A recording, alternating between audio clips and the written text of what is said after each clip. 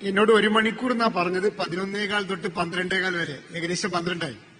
അപ്പൊ actually 15 minute എനിക്ക് സമയമുള്ളൂ. എന്നാലും ഞാൻ ഒരു 10-45 മിനിറ്റ് സംസാരിക്കാമെന്ന് വിചാരിക്കുന്നു. എപ്പോഴെങ്കിലും എന്റെ ക്ലാസ് ബോറടിച്ചാൽ, കൈപൊക്കിയാൽ അപ്പം നിർത്തിയേക്കാം. കാരണം ബോറടിക്കുന്ന പോലെ സംസാരിക്കുന്നത് പാപമാണെന്നറിയാം. പക്ഷെ ഒരു അഭ്യർത്ഥനയുണ്ട്, ആ നിൽക്കുന്നവർ നിരീക്കണം കേട്ടോ, പ്ലീസ്. നിങ്ങൾ ഇരുന്നാലേ ഞാൻ സംസാരിക്കൂ. എനിക്ക് അങ്ങോട്ടും ഇങ്ങോട്ടും നടക്കാൻ പറ്റില്ല. നിങ്ങൾ ഫോർമൽ ഫംഗ്ഷനിലൊക്കെ അങ്ങനെ ഉണ്ടാകും. കുറച്ചു നേരം കേട്ടു നോക്കൂ. ഗുണകരമെല്ലാം തോന്നിയാൽ അപ്പം നിർത്തിയേക്കാം. റൈറ്റ്. നേരത്തെ പറഞ്ഞ പോലെ 32 കൊല്ലമായി.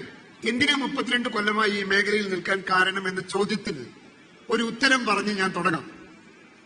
ആ ഉത്തരമാണ് എന്നെ ജീവിതത്തിൽ നയിക്കുന്നത്.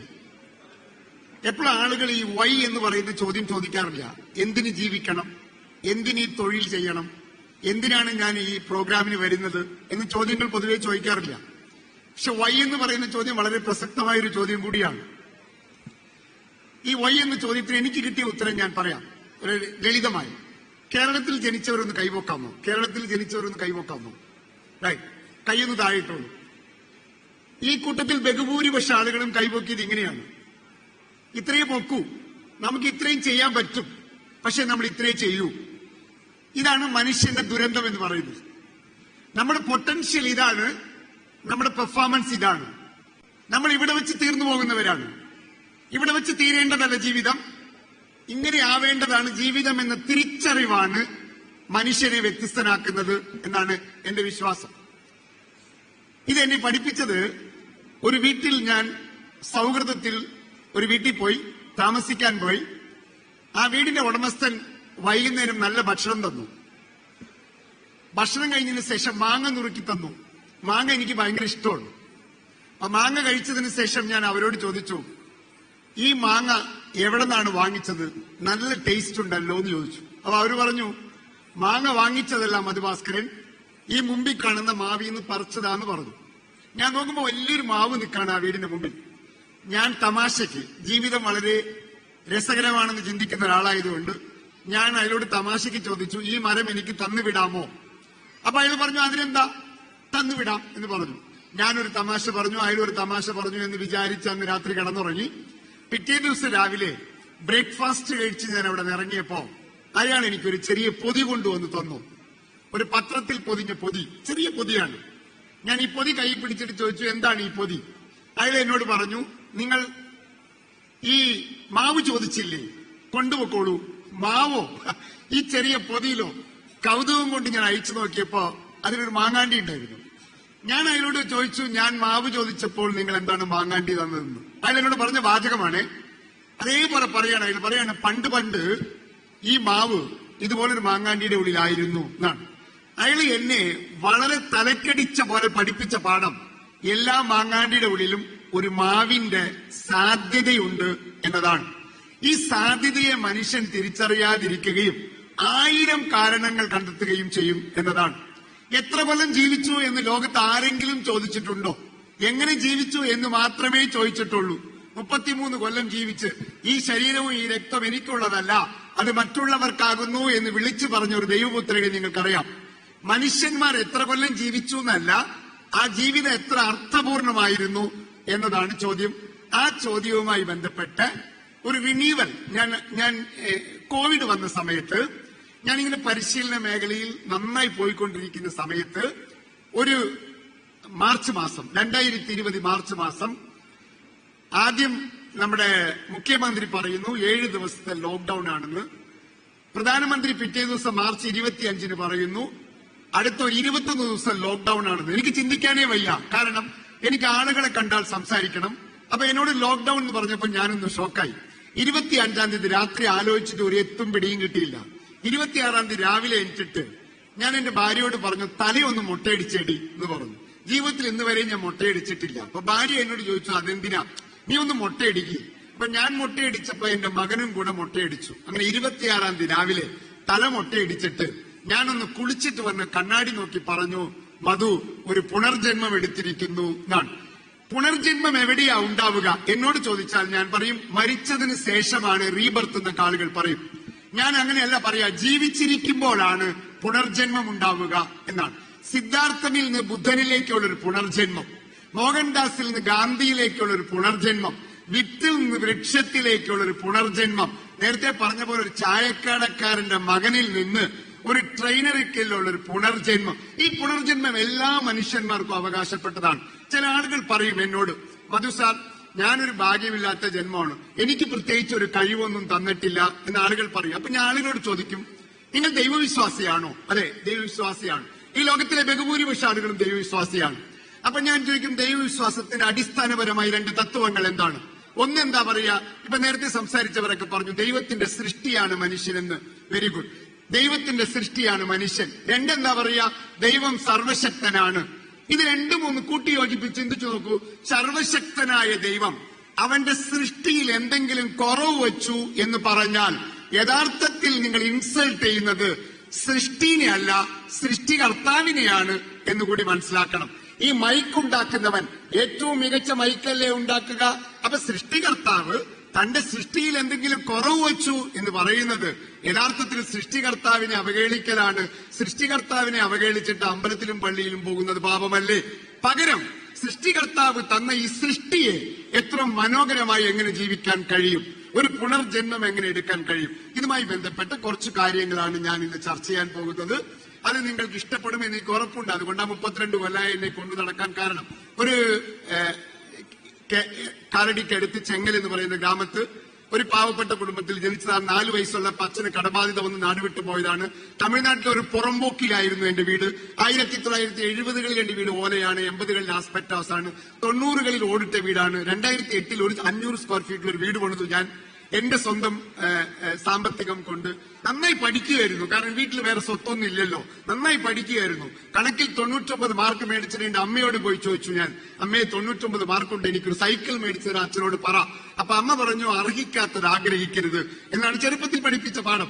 എന്നാൽ ഇന്ന് ഞാൻ എന്റെ അമ്മയെ കൊണ്ടുപോകുന്നത് ലോകത്തെ ഏറ്റവും വില കൂടിയ കാറുകളിൽ, വില കൂടിയ സൗകര്യങ്ങളിൽ കൊണ്ടുപോകുമ്പോൾ ഞാൻ അമ്മയോട് പറയും, അമ്മേ, ഇതാണ് മധുര പ്രതികാരം എന്ന് പറയുന്നത്.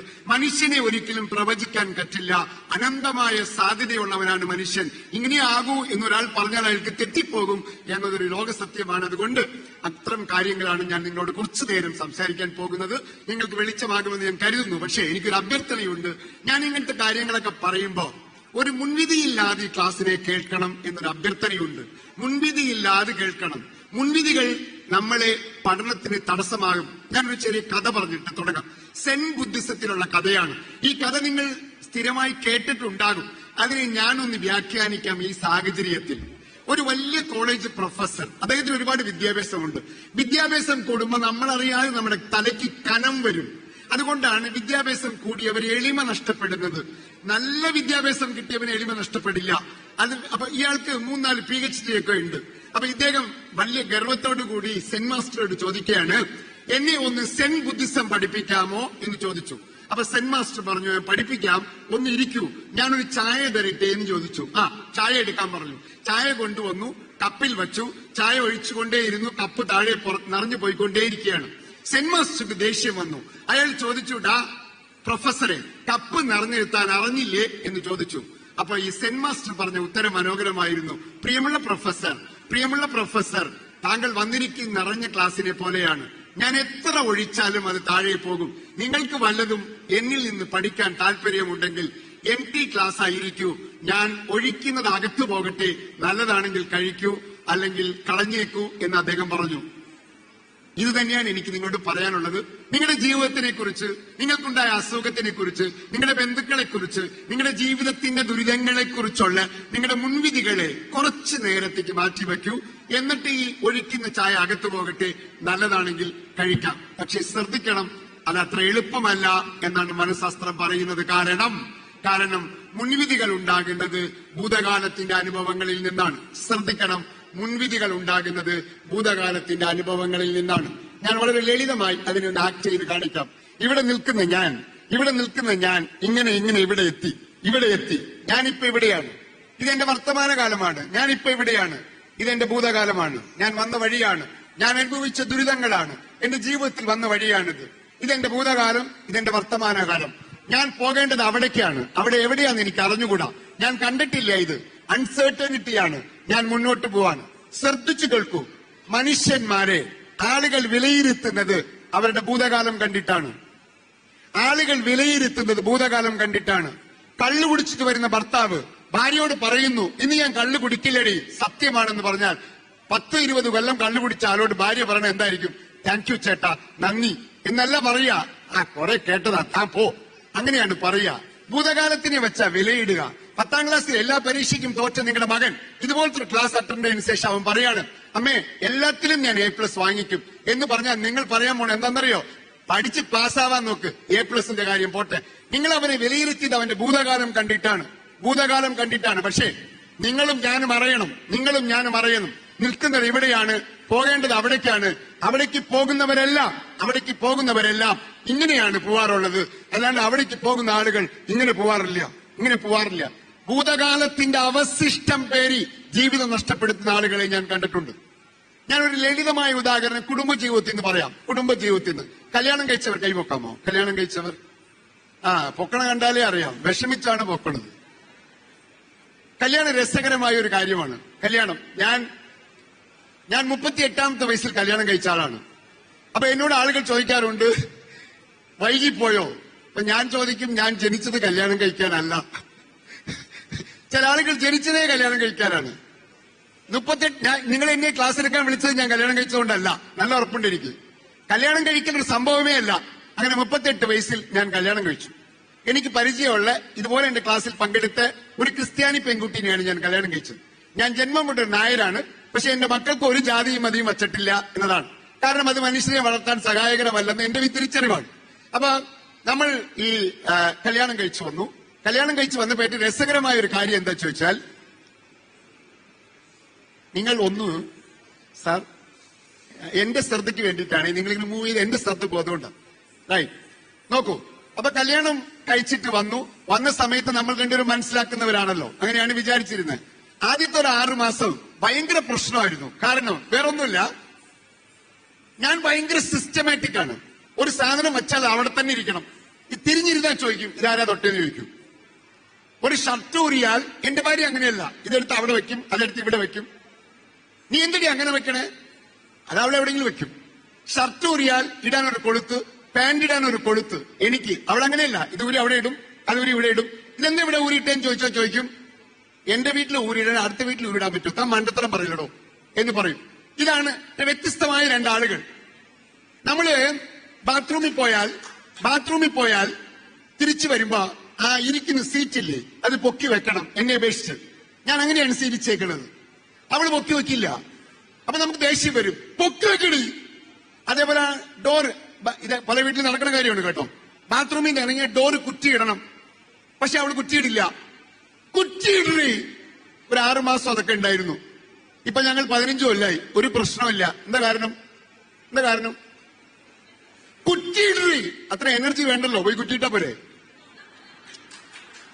അനാവശ്യമായ എനർജി കളയരുത്, പൊക്കി വെക്കടി. ഇത്ര എനർജി കളയുന്നില്ല, നമ്മൾ പോയി പൊക്കി വെച്ചാ പോരെ. ഇങ്ങനെ വ്യത്യസ്തമായ ആളുകളെ കല്യാണ ജീവിതത്തിൽ കൂട്ടിയോജിപ്പിക്കും. എന്തിനാണെന്നറിയാമോ? നമ്മളെ ഒന്ന് ബാലൻസ് ചെയ്യിപ്പിക്കാൻ വേണ്ടി. നമ്മൾ ഒന്നില്ലെങ്കിൽ അറ്റം, ഇല്ലെങ്കിൽ അറ്റം. അപ്പൊ നമ്മളൊന്ന് ബാലൻസ് ചെയ്യിപ്പിക്കാനാണ് വളരെ വ്യത്യസ്തമായ ഒരാളെ കല്യാണം കഴിപ്പിക്കുന്നതെന്ന് ഞാൻ വിശ്വസിക്കുന്നു. ഇനി ഞാൻ ചോദിക്കാൻ വന്ന ചോദ്യം നേരത്തെ പറഞ്ഞ സബ്ജക്റ്റുമായി ബന്ധപ്പെട്ട, ഭാര്യ ഭർത്താവ് തമ്മിൽ എന്തെങ്കിലും വഴക്കുണ്ടാവാറുണ്ടോ? ഉണ്ടോ ഇല്ലയോ? ഇല്ല എന്ന് പറയുകയാണെങ്കിൽ ഇന്ന് വൈകുന്നേരം ഏതെങ്കിലും ഒരു സൈക്കോളജിസ്റ്റിനെ കാണണം. നിങ്ങൾക്ക് എന്തോ മാനസികമായ പ്രശ്നമുണ്ടെന്നാണ്. കാരണം എന്തറിയോ? വഴക്കുണ്ടാവുന്നത് സ്വാഭാവികമാണ്. കാരണം എന്താ? അവൾക്കൊരു പേഴ്സണാലിറ്റി ഉള്ളത് കൊണ്ടാണ്. ഇപ്പൊ ഉദാഹരണം, ഞാൻ കഴിച്ചത് ഒരു മനുക്കൂസാന്ന് കരുതുക. അപ്പൊ ഞാൻ പറയാണ്, ഇടേ ഇപ്പൊ രാത്രിയല്ലേ? അതെ ചേട്ടാ രാത്രിയാണ്. ഇപ്പൊ നമ്മൾ അമേരിക്കയിലല്ലേ? അതെ അമേരിക്കയിലാണ്. ഒരു പ്രശ്നം ഉണ്ടാവില്ല. പകരം ഞാൻ പറയാണ്, ഇപ്പൊ രാത്രിയല്ലേ? അല്ലടാ പൊട്ട, ഇത് പകലാണ്. അവളാണ് ഭാര്യ. അങ്ങനെ പറയാനുള്ള ക്വാളിറ്റി വേണം ഒരു പെണ്ണിന്, അല്ലേ? അതല്ലേ? അപ്പൊ ഇനി ഞാൻ പറയാൻ പോണ കാര്യം ശ്രദ്ധിക്കണം. അങ്ങനെ നിങ്ങൾ തമ്മിലൊരു അഭിപ്രായ വ്യത്യാസം ഉണ്ടാകുമ്പോൾ, അതായത് വഴക്കുണ്ടാകുമ്പോൾ, ഈ വഴക്ക് പെട്ടെന്നൊന്ന് മൂർച്ഛിക്കും. ഞാൻ നിങ്ങളുടെ വീട്ടിൽ വന്നിട്ടില്ല, പക്ഷെ 100% ഞാൻ ഉറപ്പ് പറയാം, ആ മൂർച്ഛിക്കുന്ന മൊമെന്റിനെ ട്രിഗർ എന്നാ പറയാ സൈക്കോളജി. ഒരു ട്രിഗർ വന്നു. ഓരോരുത്തർക്കും ഓരോ ട്രിഗർ ഉണ്ടാകും. എനിക്കൊരു ട്രിഗർ ഉണ്ടാകും, ദേഷ്യം വരാൻ നിങ്ങൾക്കൊരു ട്രിഗർ ഉണ്ടാകും. പക്ഷെ ഒരു കോമൺ ട്രിഗറാണ് ഞാൻ പറയാൻ പോണത്. Common trigger. തെറ്റാണെങ്കിൽ തിരുത്തണം, ശരിയാണെങ്കിൽ സ്വീകരിക്കണം. Common trigger. രണ്ടുപേരും ഇങ്ങനെ വർത്തമാനം പറഞ്ഞുകൊണ്ടിരിക്കും. പെട്ടെന്ന് ഒരാൾ ദേഷ്യപ്പെടും. അത് എപ്പോഴാണെന്നറിയാമോ? ഈ രണ്ടുപേര് ഒരാൾ ഭൂതകാലം പറയും. ഭൂതകാലം എപ്പ പറഞ്ഞോ അപ്പ അടി നടക്കും. ഉദാഹരണം പറയാം. കൈയടിക്കാത്തവർ സത്യമാണല്ലോടാ. കൈയടിച്ചവരുള്ളത് പറഞ്ഞു. ശരി, പോട്ടെ. ഞാൻ ഒരു ഉദാഹരണം പറയാം. സാരി മേടിച്ചോണ്ടിരാൻ പറഞ്ഞു. ആരോട്? ഭർത്താവിനോട് സാരി മേടിച്ചോണ്ടിരാൻ പറഞ്ഞു ഭാര്യ. ഇയാൾ 9 മണിക്ക് ചിരിച്ചുകൊണ്ട് കയറി വരാണ്. ഇയാൾ എന്തും മണ്ടനാണ്. ലോകത്ത് എന്തും മറക്കാം, സാരി മറക്കാമോ? ഇയാൾ എന്നിട്ട് 9 മണിക്ക് ചിരിച്ചുകൊണ്ട് കയറി വരാണ്. മറന്നുകൂടി. ദേഷ്യം വരും, സഹിക്കാൻ പറ്റില്ല. ഒരു നല്ല ഭാര്യയാണെങ്കിൽ അവരെന്താ പറയാന്നറിയോ? സാധാരണ ഞാൻ നിങ്ങളുടെ സാരി മേടിച്ചോണ്ടിരാൻ പറഞ്ഞതാ, നിങ്ങൾ 9 മണിക്ക് കയറി വന്നിട്ട് പറയാണ് മറന്നു. ഇവിടെ ഫോൺ ഉള്ളതല്ലേ? ഒരു 7 മണിക്ക് വിളിച്ചു പറഞ്ഞാൽ ഞാൻ പോയി മേടിക്കില്ലേ? നാളെ കല്യാണത്തിന് സാരി ഇല്ല, നിങ്ങൾക്കറിയാലോ. നിങ്ങളൊരു ഭാര്യയും ഞാനൊരു ഭർത്താവുമായിരുന്നാൽ എത്ര വിഷമം സങ്കടം ഉണ്ടാവാതെ എനിക്കിപ്പോ ഉണ്ട് എന്ന് പറഞ്ഞാൽ അതിൽ മനുഷ്യത്വമുള്ളവരാണെങ്കിൽ സോറി പറഞ്ഞേനെ. പക്ഷേ അങ്ങനെയല്ല നടക്കുക. ഇപ്പൊ ഇയാളിങ്ങനെ ചിരിച്ചോണ്ട് കയറി വരുമ്പോ ഈ ചേച്ചി പൂമുഖ വാതിക്കൽ പൂതനയെ പോലെ നിൽക്കണ്ടാവും. ആദ്യത്തെ ഡയലോഗ് മറന്നുവല്ലേ? നിങ്ങൾ മറക്കും. കഴിഞ്ഞ ആഴ്ച ഭൂതകാലം, കഴിഞ്ഞ ആഴ്ച നിങ്ങളുടെ അമ്മയ്ക്ക് മേടിച്ചു കൊടുത്തപ്പോ മറന്നില്ലല്ല. ദൈവമേ, 2 ബോംബ് ഒന്നിച്ചാണ് ഇട്ടത്. ഒന്ന് ഭൂതകാലം, 2 അവരുടെ അമ്മ. പൊലഞ്ഞു. അപ്പൊ ഇയാൾ തിരിച്ചു പറയും, നിർത്തേ, കഴിഞ്ഞ ആഴ്ചത്തെ കഥ പറഞ്ഞ നിർത്ത്. 6 മാസം മുമ്പ് എന്റെ പാക്കറ്റിൽ നിന്ന്, 6 മാസം മുമ്പ്, കുറച്ചുകൂടി പിന്നോട്ട് പോയി, 6 മാസം മുമ്പ് എന്റെ പാക്കറ്റിൽ നിന്ന് കാശ് അടിച്ചോണ്ട് നിന്റെ അച്ഛനൊടുത്തില്ലേടി? അപ്പൊ ഇവിടെ അടുത്ത ഡയലോഗ്, എന്നും നിങ്ങളെ കല്യാണം കഴിച്ചോ അന്നേ തീർന്നു. ഉടനെ ഇയാള്, കല്യാണം കഴിച്ച കഥ വിട്, കല്യാണത്തിന് മുമ്പ് നീ എന്തായിരുന്നു എന്ന് എനിക്കറിയാം. മനസ്സിലായവര്? ഇവർ ഈ ഭൂതകാലം നോക്കൂ. ശരീരത്തിന്റെ പ്രധാനപ്പെട്ട അവയവങ്ങളെല്ലാം ഫ്രണ്ടിലാണ്, ബാക്കിൽ ആവശ്യമില്ലാത്തതാണ്. അതുമ ചുമക്കരുത്. ഭൂതകാലത്തിനെ ചുമക്കുന്നത് പാപമാണ്. ഇതിനെ സൂക്ഷിച്ചില്ലെങ്കിൽ നമ്മളെ വഴിതെറ്റിച്ച് കളയും. അതുകൊണ്ട് പ്രിയമുള്ളവരെ, മുൻവിധികൾ മാറ്റിവെക്കൂ. ഞാൻ പറയുന്നത് ശരിയാണെങ്കിൽ ജീവിതത്തിൽ സ്വീകരിക്കൂ. എന്റെ ജീവിതത്തിൽ ഞാൻ ചെയ്യാത്ത കാര്യങ്ങളൊന്നല്ല പറയാ, എന്റെ ജീവിതത്തിൽ ഞാൻ വന്ന വഴികൾ.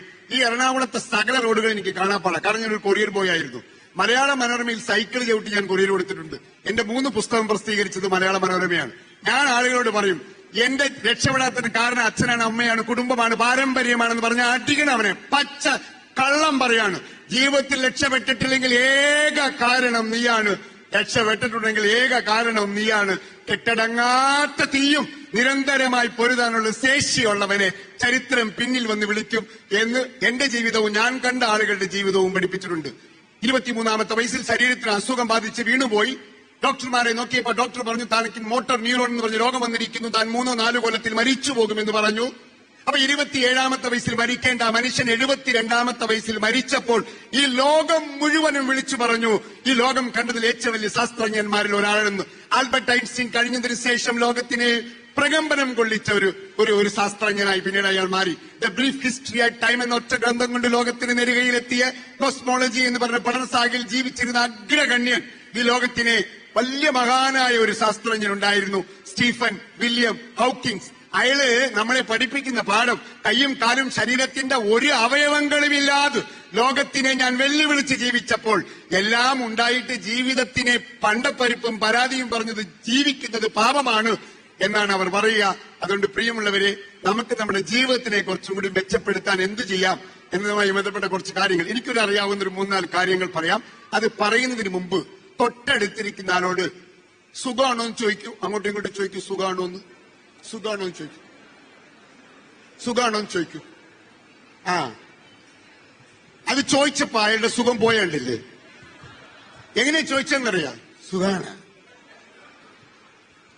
നിങ്ങൾ കേട്ടിട്ടില്ലേ, ചിലർ മുറിക്കകത്ത് വരുമ്പോൾ വെളിച്ചം വരും, ചിലർ മുറിക്ക് പുറത്തു പോകുമ്പോൾ വെളിച്ചം വരും. മുറിക്കകത്ത് വരുന്നവർ വെളിച്ചം വരികയാണെങ്കിൽ അവർ ഊർജ്ജമുള്ളവരാണെന്ന് പറയും. നിങ്ങൾ തൊട്ടടുത്തിരിക്കുന്ന ആളോട് സുഖാണോ എന്ന് ചോദിച്ചാൽ അയാൾക്ക് എന്ന് തോന്നണം, അല്ലാണ്ട് സുഖാണ്. നമ്മുടെ നാട്ടിലൊരുത്തനെ കണ്ടാൽ ചോദിക്കുന്ന ചോദ്യം എന്താ? ക്ഷീണമാണല്ലോ. അപ്പൊ അയാൾ പറയും ഇല്ല, നല്ല ക്ഷീണമുണ്ട്. ഇയാൾ പറയണ, അപ്പൊ അവൻ പറയില്ല, ക്ഷീണമൊന്നുമില്ല. എന്തെങ്കിലും അസുഖമുണ്ടോ? അസുഖമൊന്നുമില്ല, ക്യാൻസർ ആയിരിക്കും, ശ്രദ്ധിച്ചോളൂ. അടപ്പാവി, വിഷം കുത്തി വെച്ചില്ലടാ നീ. ഒരാൾ ക്ഷീണിച്ചിരുന്നാൽ തന്നെ എന്ത് പറയണം? നിങ്ങൾ സ്ലിം ആയിട്ടുണ്ട് കേട്ടോ, നിങ്ങൾ യോഗ ചെയ്യുന്നുണ്ടോ, നിങ്ങൾ മെഡിറ്റേഷൻ ചെയ്യുന്നുണ്ടോ. അപ്പൊ അയാൾക്ക് നമ്മൾ നല്ലതേ പറയില്ല. ഒരിക്കൽ കൂടി ആത്മാർത്ഥമായി തൊട്ടടുത്തിരിക്കുന്ന കൈകൾ ഇങ്ങനെ ചേർത്ത് പിടിച്ചിട്ട് സുഖാണോ എന്ന് സ്നേഹത്തോട് കൂടി ചോദിച്ചു.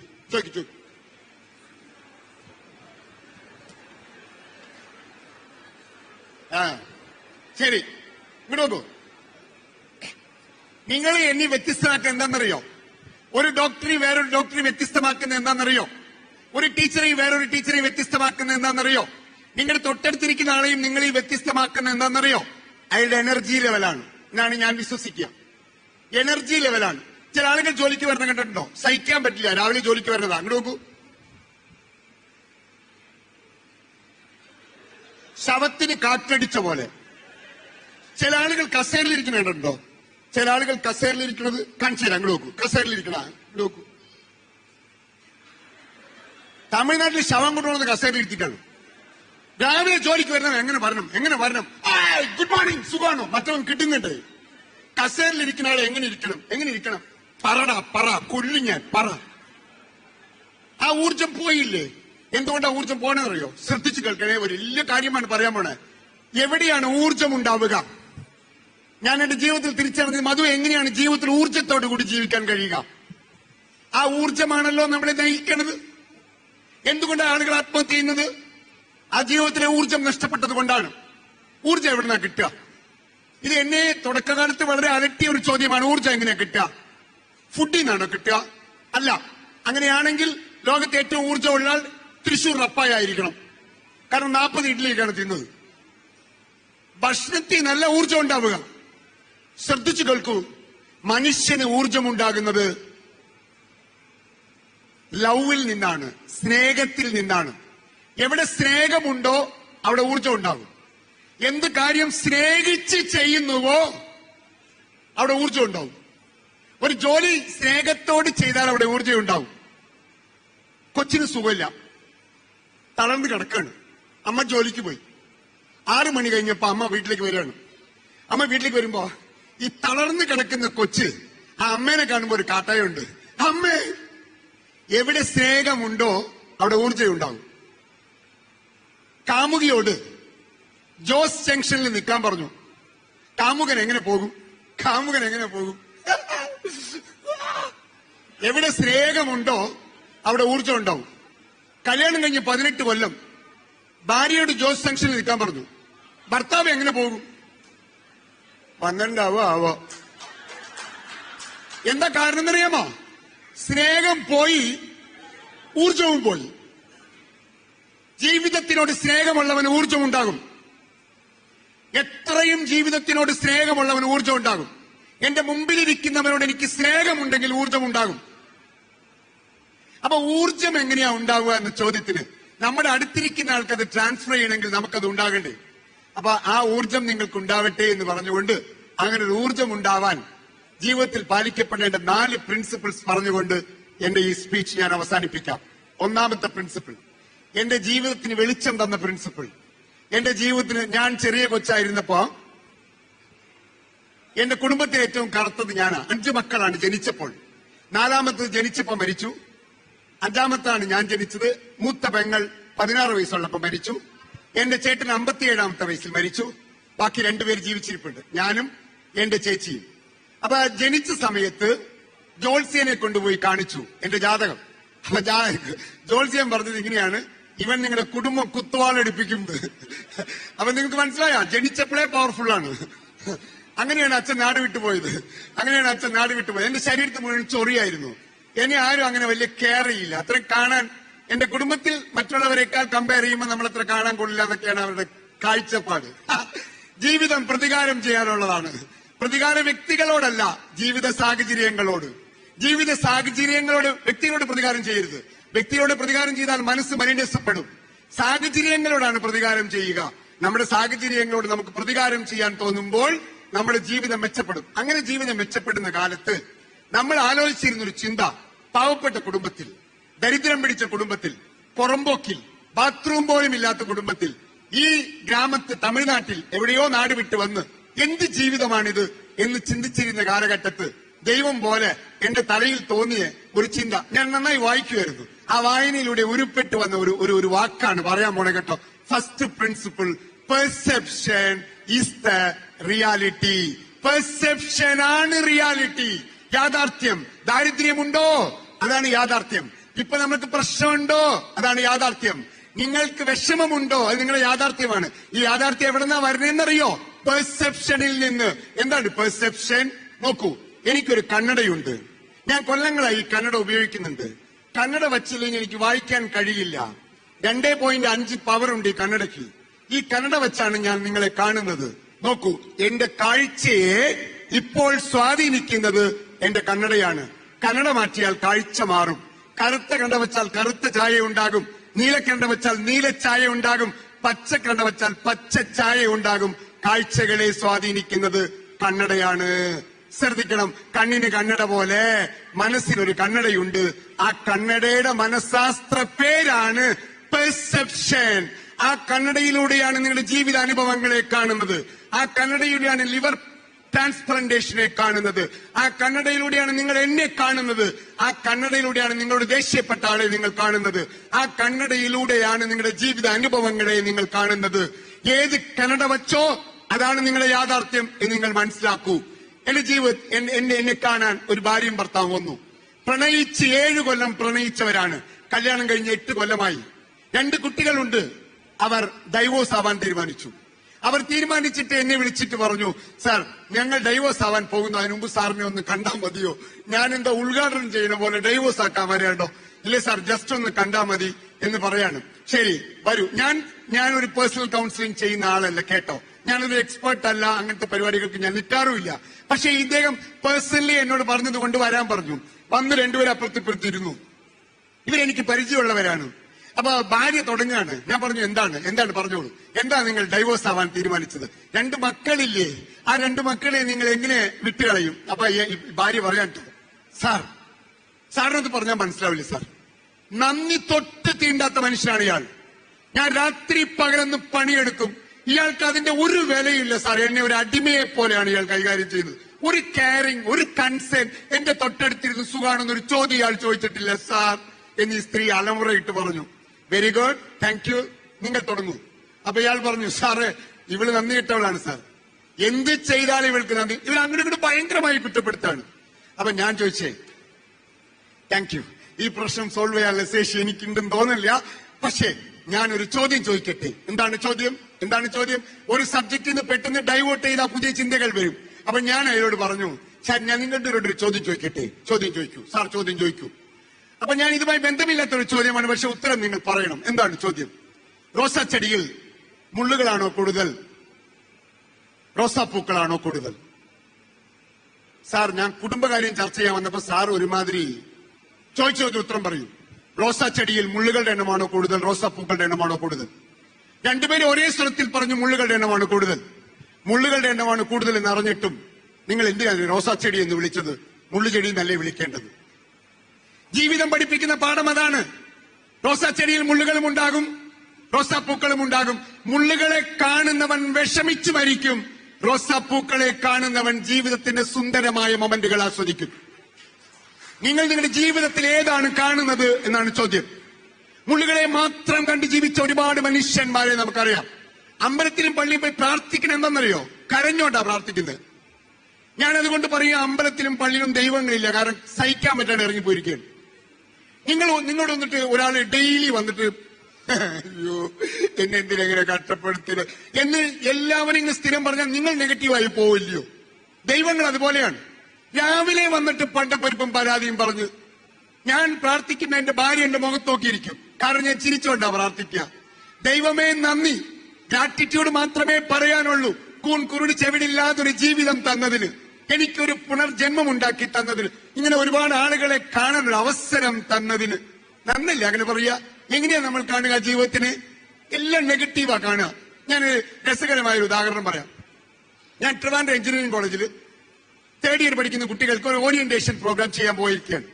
അപ്പൊ ട്രിവാൻഡ്രം എഞ്ചിനീയറിംഗ് കോളേജ് അറിയാലോ, നല്ല വിദ്യാഭ്യാസമുള്ള പിള്ളേർ, നല്ല മിടുക്കന്മാർക്ക് കിട്ടുന്ന സ്ഥലമാണ്. അപ്പൊ അതിലൊരു പയ്യൻ വന്ന് എന്നോട് പറയണേ, അവൻ പറഞ്ഞ അതേപോലെ പറയാണ് കേട്ടോ, ആരെങ്കിലും ഈ കുഴപ്പമുണ്ടെങ്കിൽ എന്നോട് ക്ഷമിക്കണം. അവൻ എന്നോട് പറയണേ,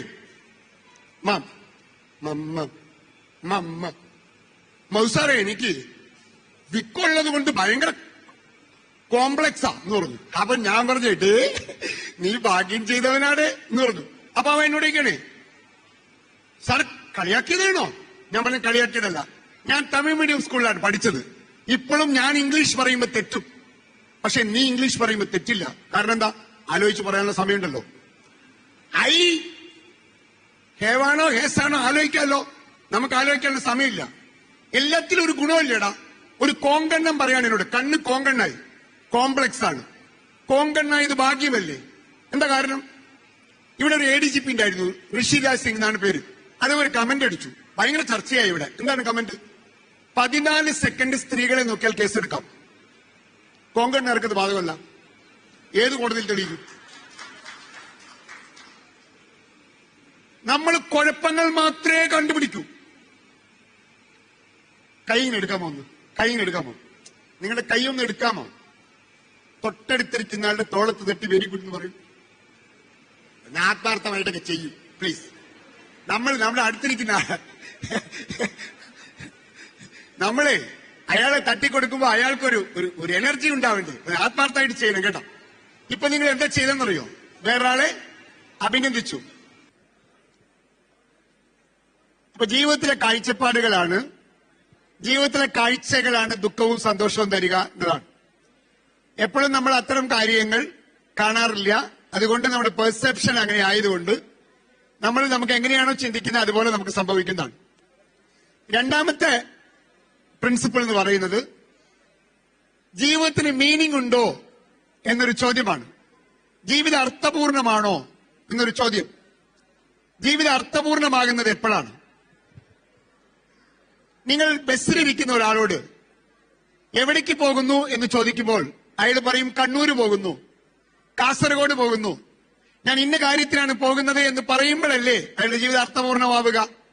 പകരം അയാൾ പറയാണ് അങ്ങനെയൊന്നുമില്ല, ഒരു ബസ് കണ്ടപ്പോൾ കയറി എന്ന് പറഞ്ഞാൽ അയാളുടെ ജീവിതം അർത്ഥപൂർണമല്ല. ഞാൻ പറഞ്ഞൊരു ചുരുക്കം, മനുഷ്യന്റെ ജീവിതം അർത്ഥപൂർണമാകുന്നത് ആ ജീവിതത്തിനൊരു പർപ്പസ് ഉണ്ടാകുമ്പോഴാണ്. നിങ്ങളുടെ ജീവിതത്തിന് ഒരു പർപ്പസ് കണ്ടുപിടിക്കൂ, നിങ്ങളുടെ ജീവിതം അത്യുച്ചലമാകുമെന്ന കാര്യത്തിൽ ഒരു തർക്കമില്ല. ഇതൊരു ഫിലോസഫിയാണ്, നിങ്ങൾ കാണരുത് കേട്ടോ, ലളിതമാണ്. ഈ ലൈറ്റിന്റെ പർപ്പസ് എന്താന്ന് ചോദിച്ചാൽ പറയും വെളിച്ചം കൊടുക്കുക. ഈ ഫാനിന്റെ പർപ്പസ് എന്താന്ന് ചോദിച്ചാൽ പറയും കാറ്റ് കൊടുക്കുക. ഈ മൈക്കിന്റെ പർപ്പസ് എന്താന്ന് ചോദിച്ചാൽ പറയും ശബ്ദം ഉണ്ടാക്കി കൊടുക്കുക.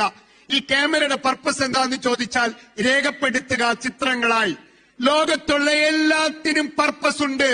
മനുഷ്യ 45 കൊല്ലമായി, 50 കൊല്ലമായി, 55 കൊല്ലമായി നിന്റെ ജീവിതത്തിന്റെ പർപ്പസ് എന്താണ് എന്ന ചോദ്യത്തിന് പലപ്പോഴും ഉത്തരം കിട്ടാത്ത മനുഷ്യന്മാരാണ് നമ്മൾ.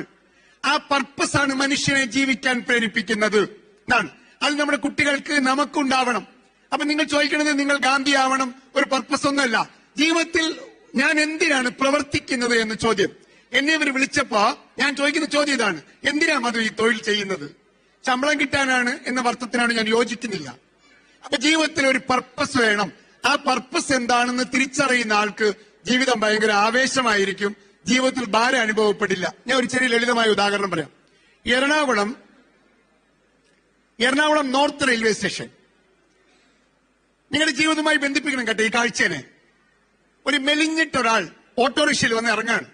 3 ലഗേജ് ഉണ്ട് അയാളുടെ കയ്യിൽ, 2 പെട്ടിയും ഒരു ബാഗും. ഇയാൾ ഇറക്കുന്നത് കണ്ടാൽ അറിയാം ഈ ലഗേജിന് നല്ല ഭാരമുണ്ട്. പലപ്പോഴും ജീവിതത്തിൽ ലഗേജുകൾ ഭാരമായി തോന്നും. ജീവിതത്തിലെ ദുരിതങ്ങൾ, ജീവിതത്തിലെ സങ്കടങ്ങൾ ഭാരമായി തോന്നും. നമ്മളിങ്ങനെ വലിച്ചിറക്കാണ്, ഇയാളിങ്ങനെ വലിച്ചിറക്കാണ്. മെലിഞ്ഞിരിക്കുന്ന ആളാണ്. ഇയാൾക്ക് പോണ്ടത് മംഗലാപുരത്തേക്കാണെന്ന് എനിക്കറിയാം, ടിക്കറ്റ് ബുക്ക് ചെയ്തിട്ടുണ്ടെന്ന് എനിക്കറിയാം. വലിച്ചിറക്കിയ മനുഷ്യൻ, ഞാൻ അവിടെ കാഴ്ച കണ്ടുകൊണ്ടിരിക്കുകയാണ്. ഒരു ട്രെയിൻ വന്ന് നിർത്തി പ്ലാറ്റ്ഫോം നമ്പർ 1-ൽ. കുറെ ആളുകൾ അവിടെ നിന്ന് ഇറങ്ങി വരികയാണ്. ഈ മെലിഞ്ഞ മനുഷ്യൻ, 3 ലഗേജുള്ള മനുഷ്യൻ ചോദിക്കുകയാണ്, ആ ഇറങ്ങി വരുന്ന ആളോട് ചോദിക്കുകയാണ്, ഏതാണ് ട്രെയിൻ, ഏതാണ് ട്രെയിൻ? വന്നവൻ പറഞ്ഞു മംഗലാപുരം എക്സ്പ്രസ്. ഈ വാക്ക് കേട്ടതിന് ശേഷം ഈ മനുഷ്യന്റെ പ്രവൃത്തികളിൽ കാര്യമായൊരു മാറ്റം ഞാൻ കണ്ടു. അയാൾ പെട്ടെന്ന് ഈ വലിയ ബാഗ് എടുത്ത് കക്ഷത്ത് വെച്ചു. 2 പെട്ടിയും ചുമന്നിട്ട് അയാൾ ഇങ്ങനെ വേഗത്തിൽ പോകുന്നത് കണ്ടു. എനിക്ക് 2 തിരിച്ചറിവുകൾ ഉണ്ടായി. ട്രെയിൻ കണ്ടവന് ഭാരം അനുഭവപ്പെടില്ല, ട്രെയിൻ കണ്ടവന് വേഗത കൂടും ജീവിതത്തിൽ, ട്രെയിൻ കണ്ടവൻ കുറച്ചുകൂടി ഊർജ്ജമുള്ളവനാകും. ഇത് ജീവിതത്തിലും ബാധകമാണ്. നമ്മുടെ പർപ്പസിനെ എപ്പോ നമ്മൾ മുന്നിൽ കണ്ടോ നമുക്ക് സ്പീഡ് കൂടും. നമ്മുടെ ജീവിതത്തിൽ ഭാരം അനുഭവപ്പെടില്ല. രോഗം ഭാരമാണെന്ന് തോന്നുന്നത് ആ സാധനം നമ്മൾ കാണാത്തത് കൊണ്ടാണ് എന്നാണ്. ഞാനൊരു ലോക പ്രശസ്തമായ ഒരു കഥ വായിച്ചിട്ടുണ്ട്. കഥയുടെ പേര് ഞാൻ ഓർക്കുന്നില്ല, ആ സംഭവം ഞാൻ ഓർക്കുന്നുണ്ട്. തന്റെ സഹോദരിയെ കയ്യിൽ ചുമന്നുകൊണ്ട് കാല് സുഖമില്ലാത്തൊരു ചെറുപ്പക്കാരൻ പടികേറാണ്. പടികേറി മുകളിലേക്ക് പോവാണ്. തന്റെ സഹോദരിയെ മുകളിൽ നിന്ന് കൊണ്ടെടുത്ത് ചോദിക്കുകയാണ്, നിനക്ക് ഭാരം തോന്നുന്നുവോ, നിനക്ക് ഭാരം തോന്നുന്നുവോ എന്ന്. അപ്പൊ ഇവന്റെ ഉത്തരം തോന്നുന്നു, തോന്നുന്നില്ല എന്നല്ല. അവൻ പറയാണ്, ഇതെന്റെ സഹോദരിയാണ്. ഇതാണ് കഥ. ഇതെന്റെ സഹോദരിയാണ്, എന്റെ ജീവിതം ഇവൾക്ക് വേണ്ടിയുള്ളതാണ് എന്ന പർപ്പസ് വന്നപ്പോൾ എനിക്ക് അവൾ ഭാരം അനുഭവപ്പെടുന്നില്ല. ഭാരം ആപേക്ഷികമാണ്. ഈ ഇറക്കിയപ്പോ ഉണ്ടായ ഭാരം പോകുമ്പോ ഉണ്ടായില്ല. അതെന്താ കാരണം ചോദിച്ചാൽ ആ പർപ്പസിനോടാണ്. മലപ്പുറത്ത് വെച്ച് കണ്ടൊരു ഇൻസിഡന്റ് ഞാൻ പറയാം. ഇതുപോലെ ഞാൻ സംസാരിച്ചുകൊണ്ടിരിക്കുകയാണ്. മലപ്പുറത്ത് +1 +2 പഠിക്കുന്ന കുട്ടികൾക്ക്. അപ്പൊ ഇത് പറഞ്ഞപ്പോ ഒരു പെൺകുട്ടി എന്നോട് കൈപൊക്കി, sir I have the purpose. ഭയങ്കര ദൃഢയുള്ള ശബ്ദം. അവളുടെ കഥ നിങ്ങളുടെ മക്കളോട് പറയണം. എനിക്ക് 16 വയസ്സൊരു മകനുണ്ട്. ഞാൻ അവനോട് പറയും, അവളെ അവൻ കണ്ടിട്ടില്ല, പക്ഷെ അവളുടെ കഥ ഞാൻ ഒരുപാട് തവണ അവളോട് പറയും. അവളിങ്ങനെ കൈപൊക്കിയിട്ട് പറഞ്ഞു, ഐ ഹാവ് എ പർപ്പസ്. എന്താണ് നിന്റെ പർപ്പസ്? ഞാൻ ചോദിച്ചു. I want to become a oncologist in haematology. അവൾ പറഞ്ഞ വാക്കാണ്. ഞാനൊന്ന് കിടുങ്ങി. കുട്ടികളോട് ചോദിച്ചാൽ പറയും എനിക്കൊരു ഡോക്ടർ ആവണം, ചില കുട്ടികൾ പറയും എനിക്കൊരു ഗൈനക്കോളജിസ്റ്റ് ആവണം, ചില കുട്ടികൾ പറയും എനിക്കൊരു കാർഡിയോളജിസ്റ്റ് ആവണം. ഇവരൊരു സൂപ്പർ സ്പെഷ്യലൈസേഷൻ പറയാണ്. ഭയങ്കര ഷാർപ്പാണ് ഇവൾക്ക്. എന്താണ് ഈ ഷാർപ്പ്നെസ്സിന് കാരണം? എന്താണ് ഇത്രയും ക്ലാരിറ്റിക്ക് കാരണം? നോക്കൂ, ജീവിതത്തിൽ ക്ലാരിറ്റി ഉള്ളവരാണ് സക്സസ് ആവുക. ചോദ്യങ്ങൾക്ക് വ്യക്തമായ ഉത്തരവുണ്ട് അവൾക്ക്. ഞാൻ ചോദിച്ചു, നിനക്ക് എന്താ അതാവേണ്ടത്? അപ്പോൾ അവൾ എന്നോട് പറഞ്ഞൊരു കഥയാണ്. എന്റെ ജീവിതത്തിൽ എന്നെ ഏറ്റവും കൂടുതൽ ഇൻസ്പയർ ചെയ്തൊരു മൊമെന്റ് ആണത്. അവൾ എന്നോട് പറയണേ, സാർ എന്റെ ഉമ്മയ്ക്കും വാപ്പയ്ക്കും 2 മക്കളായിരുന്നു, ഞാനും എന്റെ അനിയനും. അനിയൻ 13 വയസ്സുള്ളപ്പോ 8ാം ക്ലാസ്സിൽ പഠിക്കുമ്പോ ബ്ലഡ് ക്യാൻസർ വന്ന് മരിച്ചു. എന്റെ അനിയൻ മരിച്ചെന്ന് എന്റെ ഉമ്മയും വാപ്പയും ഒരുപാട് കരഞ്ഞു സാർ. ഞാൻ കരഞ്ഞില്ല സാർ. നീ എന്താ കരയാത്തെ? ഞാൻ ചോദിച്ചു, നീ എന്താ കരയാത്തെ? അപ്പൊ അവൾ പറഞ്ഞ വാചകം കേട്ടോ, എനിക്ക് വിഷമമില്ലാത്തതുകൊണ്ടല്ല സാർ, എന്റെ ജീവിതത്തിൽ ഞാൻ ഏറ്റവും കൂടുതൽ സ്നേഹിച്ചിരുന്നത് അവനെയാണ്, പക്ഷെ അവൻ മരിച്ചെന്ന് ഞാൻ കരഞ്ഞില്ല സാർ. എന്താ കരയാത്തെ? സാർ, ഞാനും എന്റെ ഉമ്മയും വാപ്പയും എന്നും പ്രാർത്ഥിക്കുന്ന കരുണാമയനായ അല്ലാഹു 13 വയസ്സിൽ എന്റെ അനിയനെ കൊണ്ടുപോകുന്നുണ്ടെങ്കിൽ അതിനൊരു പർപ്പസ് ഉണ്ടാകും സാർ. അത് ഈ നാട്ടിൽ ഒരു കുട്ടി പോലും ബ്ലഡ് ക്യാൻസർ വന്ന് മരിക്കരുതേ എന്ന് എന്നെ കൊണ്ട് പ്രതിജ്ഞ എടുപ്പിക്കാനായിരിക്കും സാർ അവനെ കൊണ്ടുപോയത്. I want to become a oncologist in but ഞാൻ ഒന്ന് കിടങ്ങി. എന്റെ പൊന്നെ, ഇതാണ് ജീവിതത്തിലെ പർപ്പസ്. നമ്മുടെ ജീവിതം എന്തിനുള്ളതാണ് എന്നൊരു ചോദ്യത്തിന് ഒരു ഉത്തരം. ആ ഉത്തരമുള്ള ആളുകൾക്ക് ജീവിതം സുന്ദരമാണ്. അവർ ജീവിതത്തിലെ ഏത് തടസ്സങ്ങളെയും മറികടന്ന് മുന്നോട്ട് പോകും. അവർക്ക് ഞാൻ വേറെ ലളിതമായ ഉദാഹരണം പറഞ്ഞ് സ്ഥാപിക്കാം. ശബരിമലയ്ക്ക് പോയിട്ടുണ്ടോ നിങ്ങൾ? ശബരിമലയ്ക്ക് ആദ്യമായി ഞാൻ പോയ സമയത്ത് എനിക്കുണ്ടായ ഒരു അനുഭവം പറയാം. ഞാൻ വിചാരിച്ചത് യോഗ ചെയ്യുന്നത് കൊണ്ടും നല്ല ആരോഗ്യമുള്ളത് കൊണ്ടും സ്ഥിരമായ എക്സസൈസ് ഒക്കെ ചെയ്യുന്നത് കൊണ്ട് ഓടിക്കയറാം എന്ന് ഞാൻ വിചാരിച്ചു. 1-1.5 കിലോമീറ്റർ ഓടിക്കയറിയപ്പോ ശ്വാസം മുട്ട് അനുഭവപ്പെട്ടു. ഞാനിങ്ങനെ ഒതുങ്ങി അങ്ങനെ ഇരുന്നു. 30 വയസ്സ് കഴിഞ്ഞിട്ട് ജീവിതത്തിൽ ആദ്യമായി ശബരിമലയ്ക്ക് പോവാണ് കേട്ടോ. 12 പേര് ബന്ധുക്കളുണ്ട്, ഒന്നിച്ചാണ് പോകുന്നത്. ഞാനൊരു പാറാങ്കല്ലും വരുന്നു, ശ്വാസം കിട്ടുന്നില്ല. പുതിയ അനുഭവം, ഇതിനു മുമ്പ് ഉണ്ടായിട്ടില്ല. അപ്പൊ ഞാൻ എന്റെ അമ്മാവന്റെ മകൻ ബാബു എന്നാണ് പേര്, അയാൾ 12 തവണ ശബരിമലയ്ക്ക് പോയവനാ. ഇങ്ങനെ കയറി വന്നിട്ട് പറഞ്ഞു, വാ മധു കയറാന്ന് പറഞ്ഞു. ഞാൻ പറഞ്ഞില്ലടാ, ഞാനിവിടെ എവിടെയെങ്കിലും ഇരിക്കാം, നീ പോയിട്ട് തിരിച്ചു വരുമ്പോ ഞാൻ ഇറങ്ങിക്കോളാന്ന് പറഞ്ഞു. അപ്പൊ അവൻ എന്നോട് പറയണേ, മധു ശബരിമലയ്ക്ക് കയറാൻ ഞാൻ നിനക്കൊരു തന്ത്രം പറഞ്ഞു തരാം, പറ. ഉച്ചത്തിൽ ശരണം വിളിക്ക്, നിനക്ക് മല കയറാൻ പറ്റുന്ന അവൻ പറഞ്ഞു. എനിക്ക് തമാശയായിട്ട് തോന്നി, കാരണം ശ്വാസം കിട്ടാത്തടത്തോട് ഒച്ചയെടുക്കാൻ പറയാണ്. പക്ഷെ അവൻ പറഞ്ഞു, ഞാൻ ചെയ്തു. എന്ന കാരണം അറിയാമോ? ഒരു തവണ പോലും ശബരിമല കയറാത്ത എന്റെ യുക്തിയേക്കാൾ 12 തവണ ശബരിമല കയറി അവന്റെ തന്ത്രം ശരിയായിരിക്കുമെന്ന് ഞാൻ വിശ്വസിച്ചു. ഞാൻ വിളിച്ചു, അയ്യപ്പ അയ്യപ്പ അയ്യപ്പ. ഞാൻ മുകളിലെത്തി. തിരിച്ചു വന്നപ്പോ എന്റെ ഉള്ളിൽ ഒരു ചോദ്യം വന്നു. ചോദ്യം ഇതാണ്: അയ്യപ്പനെ വിളിക്കുമ്പോ എങ്ങനെ മല കയറാൻ കഴിഞ്ഞു? അതാണ് ചോദ്യം. അപ്പൊ വീട്ടുകാർ പറഞ്ഞത് അയ്യപ്പന്റെ കാരുണ്യം കിട്ടും, അതുകൊണ്ട് മല കയറി. ഞാൻ കുറച്ച് സയൻസ് പഠിച്ച കൂട്ടത്തിലാ. പമ്പയിൽ കുളിച്ച് താഴെ നിന്നിട്ട് അയ്യപ്പ അയ്യപ്പ എന്ന് വിളിച്ചാൽ മുകളിലെത്തിയില്ലല്ലോ. അപ്പൊ അയ്യപ്പന്റെ കാരുണ്യം മാത്രമല്ല, വേറെന്തോ ഉണ്ട്. അതെന്താണ്? ആദ്യ കൊല്ലം കിട്ടിയില്ല, 2ാം കൊല്ലം പോയി കിട്ടിയില്ല, 3ാമത്തെ കൊല്ലം പോയി കിട്ടിയില്ല. 4ാമത്തെ കൊല്ലം ശബരിമല കയറിയിട്ട് താഴെ ഇറങ്ങുന്ന സമയത്ത് ചായക്കടയിൽ ഒരു പാട്ട് കേട്ടു. ആ പാട്ട് നിങ്ങളും ഞാനും കേട്ടതാണ്. പക്ഷെ അന്നാണ് ആ പാട്ട് എനിക്ക് കത്തിയത്. പാട്ട് എന്താണെന്നറിയോ? നിങ്ങൾ കേട്ട പാട്ടാണ്, ഞാൻ ഒരുപാട് തവണ കേട്ട പാട്ടാണ്. പക്ഷെ അന്നാണ് എനിക്ക് ആ പാട്ട് മനസ്സിലായത്. പാട്ട് ഇങ്ങനെയാണ്: പള്ളിക്കെട്ട് ശബരിമലയ്ക്ക് കല്ലും മുള്ളും കാലുക്ക് മെത്തൈ. പാട്ട് തെറ്റാണ്, പാട്ട് നിർത്തൂ. പാട്ട് തെറ്റാണ്, റിപ്പീറ്റ് ചെയ്യൂ പാട്ട്. പള്ളിക്കെട്ട് ശബരിമലയ്ക്ക് കല്ലും മുള്ളും കാലുക്ക് മെത്തൈ. പാട്ട് തെറ്റാണ്. ഒന്നും കൂടി പാടൂ. പള്ളിക്കെട്ട് പാസാക്കി ശബരിമലയ്ക്ക് കല്ലും മുള്ളും. അതുവരെ ഓക്കെയാണ്. കാലുക്ക് മെത്തൈ. ഇതെന്ത് പൊട്ടപ്പാട്ടാണ്? മുള്ളു കുത്തുമ്പോ നിങ്ങൾ പറയോ മെത്ത കുത്തിന്ന്? മെത്ത കുത്തി. മുള്ളാണ്. പക്ഷെ മുള്ളു മെത്തയാന്ന് പറഞ്ഞ എന്തുകൊണ്ടാണെന്നറിയോ? അയ്യപ്പനിൽ ഫോക്കസ്ഡ് ആകുന്നവനെ കല്ലും മുള്ളും മെത്ത പോലെ അനുഭവപ്പെടും.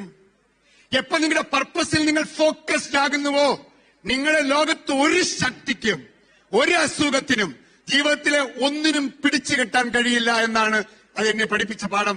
പർപ്പസാണ് മീനിങ്. 2ാമത്തെ പ്രിൻസിപ്പിൾ. 3ാമത്തെ പ്രിൻസിപ്പിൾ 2 കൂടി വേഗം പറഞ്ഞ് അവസാനിപ്പിക്കാം. 3ാമത്തെ പ്രിൻസിപ്പിൾ ഡിസിപ്ലിൻ ആണ് ഫ്രീഡം. സ്വാതന്ത്ര്യം എവിടെ നിന്ന് കിട്ടുമെന്ന ചോദ്യത്തിന് ഉത്തരം അച്ചടക്കത്തിൽ നിന്നാണ് എന്ന് ഞാൻ പറയാം. നമ്മുടെ നാട്ടിൽ പഠിപ്പിച്ചേക്കുന്നത് അച്ചടക്കം സ്വാതന്ത്ര്യം കളയും എന്നാണ്. അല്ലല്ല, അച്ചടക്കമാണ് സ്വാതന്ത്ര്യം തരിക. ഉദാഹരണം, നിങ്ങൾ ടൂർ പോകുമ്പോൾ നിങ്ങളുടെ വീട് പൂട്ടിയിട്ടിട്ട് പോവോ തുറന്നിട്ട് പോവോ? പൂട്ടിയിട്ടിട്ട് പോകും. എന്താ കാരണം? ഈ നാട്ടിൽ അച്ചടക്കമില്ലാത്ത ചില ആളുകൾ ഉള്ളത് കൊണ്ട് നിങ്ങളുടെ സ്വാതന്ത്ര്യം പോയി. എല്ലാവരും അച്ചടക്കമുള്ളവരാണെങ്കിൽ നമുക്ക് വീട് തുറന്നിട്ട് പോകാമായിരുന്നു. അപ്പൊ സ്വാതന്ത്ര്യം വരുന്നത് അച്ചടക്കത്തിൽ നിന്നാണ്. മനുഷ്യന്റെ അച്ചടക്കം നഷ്ടപ്പെട്ടാൽ മനുഷ്യന്റെ ജീവിതം തീർന്നു പോകും. 4 കാര്യങ്ങൾ അച്ചടക്കമുള്ളവരാകൂ, നിങ്ങളുടെ ജീവിതത്തിൽ സംഘർഷം ഉണ്ടാവില്ല. 4 കാര്യങ്ങളാണ് മനുഷ്യ ജീവിതത്തിൽ സംഘർഷം ഉണ്ടാക്കുന്നത്. ഈ 4 കാര്യങ്ങൾ ഭയങ്കര ഡിസിപ്ലിൻഡ് ആയിരിക്കൂ, ജീവിതം അതിസുന്ദരമാകും എന്നാണ് എന്റെ ജീവിതം എന്നെ പഠിപ്പിച്ച പാഠം. 1ാമത്തെ ഡിസിപ്ലിൻ സമയത്തിലെ ഡിസിപ്ലിൻ. സമയത്തിൽ ഡിസിപ്ലിൻ ഇല്ലാത്ത ജനതയാണ് ഞാൻ കണ്ട ബഹുഭൂരിപക്ഷം ആളുകളും. 10 മണിക്ക് തുടങ്ങാന്ന് പറഞ്ഞാൽ 10:30 തുടങ്ങുക. നോ, അങ്ങനെ ഒരു സംഭവമേ ഇല്ല എന്നതാണ്.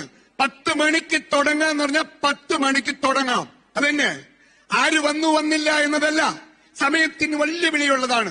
10,000 രൂപ പോക്കറ്റിൽ ഉണ്ടായിരുന്നു, പോയി. നാളെ എനിക്ക് ഉണ്ടാക്കാൻ പറ്റും. പക്ഷെ എന്റെ നഷ്ടപ്പെട്ട 10 മിനിറ്റ് തമ്പുരാൻ വന്നാലും തിരിച്ചു കിട്ടില്ല. ഒന്ന് സമയത്തിലെ ഡിസിപ്ലിൻ പോയ ടെൻഷൻ ഉണ്ടാകും. ഉദാഹരണം, ഞാനിവിടെ 9:30 വന്നത്. ഞാൻ കുറച്ച് വൈകിയാ വന്നിരുന്നെന്ന് കരുതിക്കോളൂ. എന്റെ കാറിലിരുന്ന് ഞാൻ ടെൻസ്ഡ് ആകും. ഞാൻ വരാന്ന് പറഞ്ഞു, സമയത്ത് എത്താൻ പറ്റില്ലല്ലോ, ബ്ലോക്ക് ആണല്ലോ. സമയം ടെൻഷൻ ക്രിയേറ്റ് ചെയ്യും. 2, പണം സ്ട്രെസ് ക്രിയേറ്റ് ചെയ്യും. നമ്മുടെ നാട്ടിൽ ബഹുഭൂരിപക്ഷത്തിനും പണത്തിനും ഒരു ഡിസിപ്ലിനും ഇല്ല. ഒരു ലളിതമായ ചോദ്യം ചോദിക്കട്ടെ. ഡെയിലി രാത്രി കിടക്കുന്നതിന് മുമ്പ് വരവ് ചെലവ് കണക്ക്, നിങ്ങളുടെ ജീവിതത്തിന്റെ വരവ് ചെലവ് കണക്ക്, എത്ര രൂപ വന്നു, എത്ര രൂപ ചെലവായി എന്ന് ഡെയിലി രേഖപ്പെടുത്തിയിട്ട് കിടന്നുറങ്ങുന്നവർ, രേഖപ്പെടുത്താതെ അങ്ങനെ വരവ് ചെലവ് കണക്കെ എഴുതാത്തവർ ഒന്ന് കൈവക്കാമോ പ്ലീസ്? ഒന്ന് കൈവക്കാമോ? സന്തോഷമായി. ബഹുഭൂരിപക്ഷം പേരും കൈവക്കും. ഞാൻ ചോദിക്കട്ടെ, കഴിഞ്ഞ മാസം എത്ര പെട്രോൾ അടിച്ചു? കഴിഞ്ഞ മാസം എത്ര രൂപ പുറത്തുനിന്ന് ഭക്ഷണം കഴിച്ചു? കഴിഞ്ഞ മാസം എത്ര ഫാമിലിക്ക് വേണ്ടി ചെലവാക്കി? വല്ല കണക്കുണ്ടോ? ഒരു കണക്കുമില്ല. കാശ് കിട്ടി കടലിക്കലക്കി. 2004 വരെ സാമ്പത്തികമായി ഞാൻ പൂജ്യമായിരുന്നു. അതിന് കാരണം അധ്വാനിക്കാത്തത് കൊണ്ടല്ല. അന്നും ഇന്നും അധ്വാനിക്കും. 13 മണിക്കൂർ ഡെയിലി പണിയെടുക്കും. എന്റെ മക്കൾ ചോദിക്കും, അച്ഛാ ഇങ്ങനെ പണിയെടുക്കണോ? അങ്ങനെ പണിയെടുക്കണടാ, അതുകൊണ്ടാണ് നീ ഇങ്ങനെയൊക്കെ നടക്കുന്നത്. പണിയെടുക്കണം. പണിയെടുത്തിട്ടും ഞാൻ രക്ഷപ്പെട്ട് സാമ്പത്തികമായി ഒരുപാട് ഉണ്ടായില്ല 2003 വരെ. പക്ഷെ 2004 ഞാനൊരു പുതിയ ശീലം കൊണ്ടുവന്നു, കണക്കെഴുതുക എന്ന് പറഞ്ഞ ശീലം. സാമ്പത്തികത്തിൽ അച്ചടക്കം വരാൻ ഫസ്റ്റ് സ്റ്റെപ്പാണത്. എത്ര വന്നു, എത്ര ചെലവായി. എന്താ കേരളത്തിൽ ആത്മഹത്യക്ക് കാരണം? ഒരു കാരണം സാമ്പത്തിക പ്രശ്നങ്ങളാണ്. വരവെത്ര ചെലവെന്നറിയില്ല, തോന്നിയ പോലെ പേഴ്സണൽ ലോൺ എടുത്തിട്ട് ടൂർ പോകുന്ന ആളുകളെ ഞാൻ കണ്ടിട്ടുണ്ട്. പേഴ്സണൽ ലോൺ എടുത്തിട്ട് ടൂർ പോകുന്ന മനുഷ്യൻ, എന്റെ ഈശ്വര, ഇതിനേക്കാൾ വലിയ പാവമുണ്ടോ എന്നാണ്. ഒരു സാമ്പത്തിക അച്ചടക്കമില്ലാത്ത മനുഷ്യന്മാർ. അത് രണ്ടാമത്തെ കാര്യം. നീ ശ്രദ്ധിച്ചു കേട്ടു, സമയത്തിലോ പണത്തിലോ നിങ്ങൾക്ക് അച്ചടക്കമില്ലെങ്കിൽ ഞാൻ ഇനി പറയാൻ പോകുന്ന രണ്ട് കാര്യത്തിൽ അച്ചടക്കം ഉണ്ടാവാനുള്ള സാധ്യത കുറവാണ്. കാരണം ഞാൻ പറഞ്ഞ ആദ്യ രണ്ടും ന്യൂമറിക്കലാണ്, നമ്പറാണ്. ഇനി പറയാൻ പോകുന്നത് നമ്പർ അല്ലാത്തതാണ്. അതുകൊണ്ട് അതിൽ ഉഴപ്പിയാൽ ഇതിലും ഉഴപ്പും. മൂന്നാമത്തത് ആരോഗ്യമാണ്. മധുഭാസ്കറിന്റെ നാള് നിലനിൽക്കുന്നതേ ഈ ആരോഗ്യത്തിന് പുറത്താ. ഞാൻ വീണാൽ മധുഭാസ്കറിന്റെ നാളില്ല എന്നതാണ്. അപ്പൊ ഈ ആരോഗ്യത്തിനെ നിലനിർത്താൻ, ഈ ആരോഗ്യത്തിനെ കൈകാര്യം ചെയ്യാൻ എന്തു ചെയ്യുന്നു നമ്മൾ? എന്തും തിന്നാം, എന്തും കുടിക്കാം, തോന്നുന്ന സമയത്ത് എണീക്കാം, തോന്നുന്ന സമയത്ത് ഉറങ്ങാം. ജീവിതത്തിൽ എങ്ങനെയാണ് നമ്മുടെ ഈ ആരോഗ്യത്തിനെ നമ്മൾ സംരക്ഷിക്കുക? അതിലെന്ത് ഡിസിപ്ലിനാണ് നമുക്കുള്ളത് എന്ന ചോദ്യമാണ് പ്രസക്തമായത്. ആ മൂന്നാമത്തെ കാര്യം ആരോഗ്യം. നാലാമത്തെ കാര്യം, സ്ട്രെസ് ക്രിയേറ്റ് ചെയ്യുന്ന വളരെ പ്രധാനപ്പെട്ട കാര്യം, റിലേഷൻഷിപ്പിൽ ഡിസിപ്ലിൻഡ് ആയിരിക്കുക. ഇല്ലെങ്കിൽ അത് നിങ്ങളെ തളർത്ത് കളയും എന്നാണ്. ബന്ധങ്ങളാണ് വളർത്തുക, ബന്ധങ്ങളാണ് തളർത്തുക. അതുകൊണ്ട് റിലേഷൻഷിപ്പിൽ ഡിസിപ്ലിൻഡ് ആയിരിക്കുക. 4 കാര്യങ്ങൾ ഡിസിപ്ലിനെ കുറിച്ച് പറഞ്ഞു. സമയത്തിൽ, പണത്തിൽ, ആരോഗ്യത്തിൽ. നാലാമത്തത് റിലേഷൻഷിപ്പിൽ ഡിസിപ്ലിൻഡ് ആയിരിക്കുക. ജീവിതം ഫ്രീഡം ഉള്ളതാകും. മൂന്നാമത്തെ പ്രിൻസിപ്പിൾ. നാലാമത്തെ പ്രിൻസിപ്പിൾ, അവസാനത്തെ പ്രിൻസിപ്പിൾ, എനിക്ക് ഇഷ്ടമുള്ള ഒരു പ്രിൻസിപ്പിൾ പറഞ്ഞ് അവസാനിപ്പിക്കാം. കമ്പേഷനാണ് ഗ്രേറ്റ്നസ്. അനുകമ്പയാണ് ജീവിതം. അനുകമ്പയാണ് ജീവിതം എന്നാണ്. പകുത്തു കൊടുത്തവരിവിടെ ഉണ്ട്. ഞാൻ ഈ പ്രോഗ്രാമിന് വരുമ്പോൾ ചോദിച്ചു, ഡോണേഴ്സ് ഉണ്ടോ? ഉണ്ട്. എനിക്ക് എന്റെ ജീവിതത്തിൽ ഞാൻ നിങ്ങളെ എങ്ങനെയാ അഭിനന്ദിക്കാന്ന് അറിയില്ല. കമ്പേഷൻ, അനുകമ്പ. എന്റെ കൂടെയുള്ളവന്റെ വിഷമം എന്റെയും കൂടി വിഷമമാണെന്ന് മനസ്സിലാകുന്ന മനുഷ്യൻ മാത്രമേ നല്ല മനുഷ്യനാകൂ. എന്റെ മകൻ എറണാകുളത്ത് വലിയൊരു CBSE സ്കൂളിലാണ് പഠിച്ചുകൊണ്ടിരുന്നത്. 5ാം ക്ലാസ്സിൽ പഠിച്ചപ്പോ അവനെ നമ്മൾ സ്കൂൾ മാറ്റി. ഒരു സാധാരണ ഗവൺമെന്റ് എയ്ഡഡ് സ്കൂളിൽ കൊണ്ടുപോയി ചേർത്തു. അതിനൊരു കാരണമുണ്ട്. അവിടെ പഠിപ്പിക്കാൻ സാമ്പത്തികം അനുവദിക്കാത്തത് കൊണ്ടല്ല കേട്ടോ. നമ്മൾ വീട്ടിൽ പഠിപ്പിക്കുന്ന ചില മൂല്യങ്ങൾ അവിടെ പാലിക്കപ്പെടുന്നില്ല എന്നതുകൊണ്ടാണ്. ഉദാഹരണം, വീട്ടിൽ നിന്ന് ചിക്കൻ കഷ്ണം നന്നായിട്ട് ഭാര്യ ഉണ്ടാക്കും. അപ്പൊ കൊടുത്തുവിടുമ്പോ കൂടുതൽ കൊടുത്തുവിടും. അപ്പൊ നമ്മൾ പറയുന്നത് കൂടുതൽ തരുന്നത് കൂടെയുള്ളവർക്ക് ഷെയർ ചെയ്യാനാണ്, കൊടുക്കാനാണ്. പക്ഷെ അവിടെ ഊണ് കഴിക്കാതിരിക്കുമ്പോ ടീച്ചർ കസേരയിൽ വന്നിരിക്കും. വലിയ സ്കൂളാണ്, പ്രശസ്തമായൊരു സ്കൂളാണ്. ടീച്ചറുടെ first dialogue, don't share your food to anybody. നിങ്ങളുടെ ഭക്ഷണം വേറൊരാൾക്ക് ഷെയർ ചെയ്യാൻ പാടില്ല. എന്ത് വലിയ പാപമാണ് പഠിപ്പിക്കുന്നത്. കൊച്ചു വീട്ടിൽ ഒന്ന് ചോദിക്കും ഏതാണ് ശരി. നമ്മൾ പറയുന്നതാണ് ശരി. ഫുഡ് ഷെയർ ചെയ്യണം, ഷെയർ ചെയ്യുന്നതാണ് ശരി. സ്ഥിരമായി ഇത് വന്നപ്പോൾ നമ്മൾ മാറ്റി. ഇപ്പൊ വേറെ സ്കൂളിലാണ്, അങ്ങോട്ട് ഇങ്ങോട്ട് കൈയിട്ട് വാരി തിന്നും. അതല്ലേ സുന്ദരം. മറ്റേ കൂടെ ഉള്ളവന് ഷെയർ ചെയ്യപ്പെടാത്ത ജീവിതം എന്ത് ജീവിതമാണ് എന്നത് ചോദ്യമല്ലേ?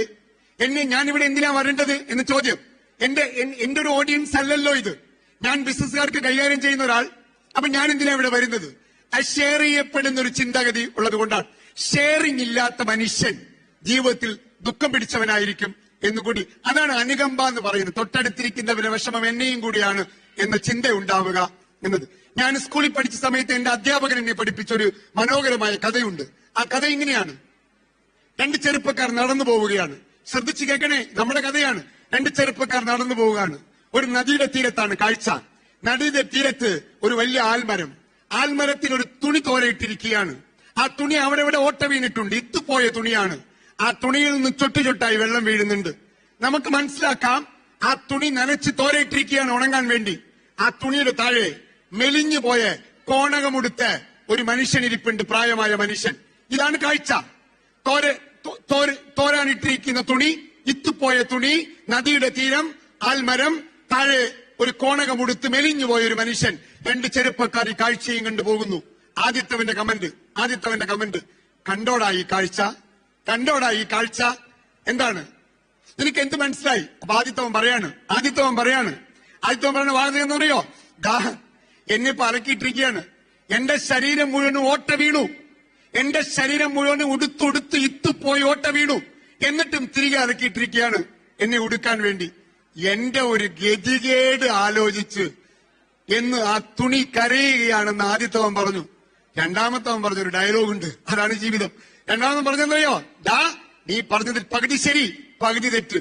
പകുതി തുണി കരയുകയാണ്, പക്ഷെ തുണി കരയുന്നത് അതിനു വേണ്ടിയിട്ടല്ലടാ, അതിനു വേണ്ടിയിട്ടല്ല. പിന്നെ എന്തിന്? കൊല്ലങ്ങളായി എന്നെ ഉടുത്തിട്ടും എന്റെ ശരീരം മുഴുവൻ ഓട്ട വീണിട്ടും ഈ പാവത്തിനുടുക്കാൻ നല്ലൊരു തുണി കിട്ടുന്നില്ലല്ലോ എന്ന് ആ പാവപ്പെട്ടവനെ ഓർത്ത് തുണി കരയുകയാണ് എന്ന് അവൻ പറഞ്ഞു. അതാണ് സത്യം.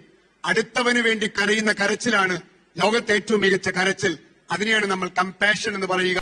കമ്പാഷൻ ഉണ്ടാകുന്നത് രണ്ട് കാര്യങ്ങൾ ചെയ്യുമ്പോഴാണ്.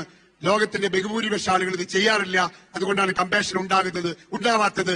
ഒന്ന്, ഫർഗിവിങ്, പൊറുക്കുക. ജീവിതത്തിൽ നമ്മളെ ഉപദ്രവിച്ചോട്, നമ്മുടെ ജീവിതത്തിൽ ഉണ്ടായ അനുഭവങ്ങളോട് പൊറുക്കുക എന്ന് പറയുന്ന സത്യം. എന്റെ ഉള്ളിൽ കിടക്കുന്ന, കാരണം ഞാൻ നിങ്ങളോട് വൈരാഗ്യം കൊണ്ട് നടന്നാൽ നശിക്കുന്നത് ഞാനാണ്. എന്റെ ജീവിതത്തിൽ എന്നോട് വൈരാഗ്യം ഉണ്ടായാൽ നശിക്കുന്നത് ഞാനാണ്. അപ്പൊ ഒന്ന് ഫർഗിവിങ് എന്ന് പറയുന്ന സാധനം. ഞാൻ പൊറുക്കുന്നു, ഞാൻ ഈ ലോകത്തിനോട് പൊറുക്കുന്നു എന്ന് പറയില്ലേ, അതാണ് ഒന്നാമത്. രണ്ടാമത്തത് ഗ്രാറ്റിറ്റ്യൂഡാണ്. രാവിലെ എണീറ്റിട്ട് ഒരു ലിസ്റ്റ് എടുത്തു വെക്കണം. ജീവിതത്തിൽ നിങ്ങൾ ഇവിടെ ആയതിന്റെ പിന്നിൽ ഒരുപാട് പേരുടെ എഫേർട്ട് ഉണ്ട്. എന്തെങ്കിലും അമ്മയ്ക്ക് ഒരു ഗ്രാറ്റിറ്റ്യൂഡ് പറഞ്ഞിട്ടുണ്ടോ? എന്തെങ്കിലും അച്ഛനൊരു ഗ്രാറ്റിറ്റ്യൂഡ് പറഞ്ഞിട്ടുണ്ടോ? 15 കൊല്ലമായി ചോറ് വെച്ചത് എന്താ ഭാര്യയുടെ മുഖത്ത് നോക്കി ഗ്രാറ്റിറ്റ്യൂഡ് പറഞ്ഞിട്ടുണ്ടോ? നമ്മളെ പൊന്നുപോലെ നോക്കിയ ഭർത്താവിനോട് ഒരു ഗ്രാറ്റിറ്റ്യൂഡ് പറഞ്ഞിട്ടുണ്ടോ? അതെല്ലാം ടേക്കൺ ടു ബി ഗ്രാൻഡഡ് ആണ്. അതവരുടെ അവകാശമല്ലേ, അതവരുടെ അവകാശം, അതവരുടെ ഉത്തരവാദിത്വമല്ലേ. എന്ത് ഉത്തരവാദിത്വം? അതിന്റെ ഒരു ഗ്രാറ്റിറ്റ്യൂഡ് എന്ന് പറയുന്ന സാധനം. ഞാൻ എല്ലാ ദിവസവും രാവിലെ ഒരു ലിസ്റ്റ് എടുത്തിട്ട് മനസ്സിൽ ഈ മനുഷ്യന്മാർക്ക് വേണ്ടി പ്രാർത്ഥിക്കും.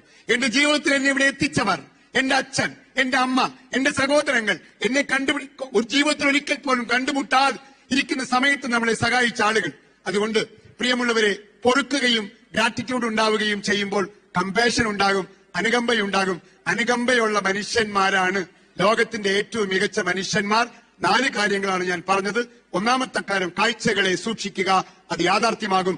2, ജീവിതത്തിൽ പർപ്പസ് ഉണ്ടാക്കുക, അത് നിങ്ങളെ നയിക്കട്ടെ. മൂന്നാമത്തത്, ഡിസിപ്ലിൻഡ് ആയിരിക്കുക, നമ്മൾ ഫ്രീഡം ഉള്ളവരാകും. 4ാമത്തെ കാര്യം, മനുഷ്യ ജീവനുകളോട് ഒരു അനുകമ്പയുള്ളവരാവുക. അനുകമ്പയാണ് മനുഷ്യനെ മഹത്വവൽക്കരിക്കുന്നത് എന്ന് ഞാൻ വിശ്വസിക്കുന്നു. പ്രിയമുള്ളവരെ, ഇതെല്ലാം മനുഷ്യൻ ചെയ്യുമ്പോൾ ജീവിതം സുന്ദരമാണ്.